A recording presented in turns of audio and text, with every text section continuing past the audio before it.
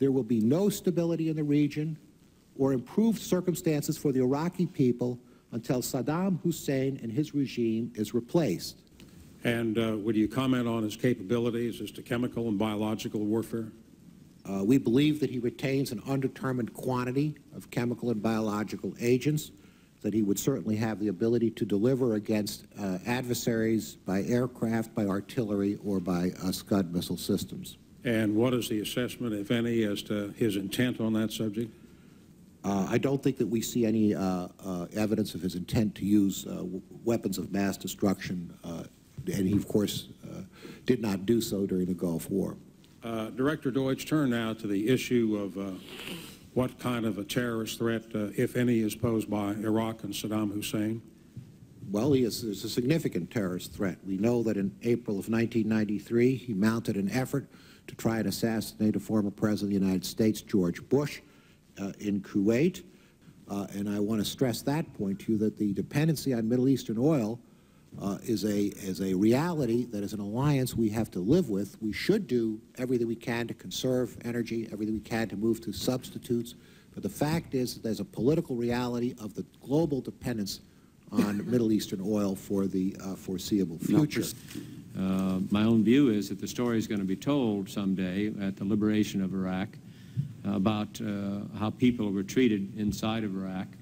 And the people of the United States of America are either going to say, thank God we stayed the course and helped produce that liberation, or the story is going to be told that we just walked away from it because we didn't want to do anything. Intelligence gathered by this and other governments leaves no doubt that the Iraqi regime continues to possess and conceal some of the most lethal weapons ever devised. This regime has already used weapons of mass destruction against Iraq's neighbors and against Iraq's people. The regime has a history of reckless aggression in the Middle East. It has a deep hatred of America and our friends, and it has aided, trained, and harbored terrorists, including operatives of Al-Qaeda. The danger is clear. Using chemical, biological, or one-day nuclear weapons obtained with the help of Iraq, the terrorists could fulfill their stated ambitions and kill thousands or hundreds of thousands of innocent people in our country or any other.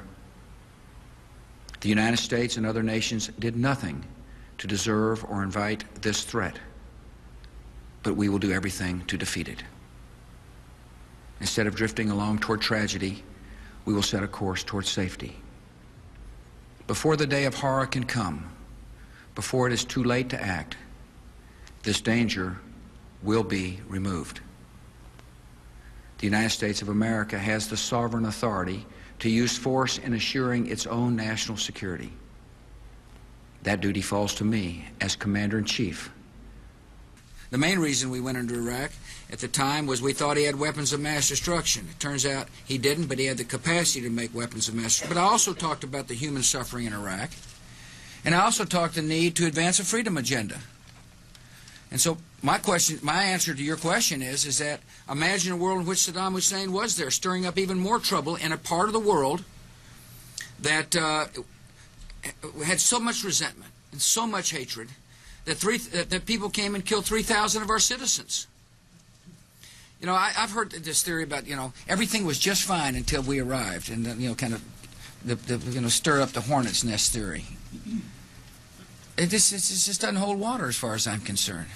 The terrorists attacked us and killed 3,000 of our citizens before we started the freedom agenda in the Middle East.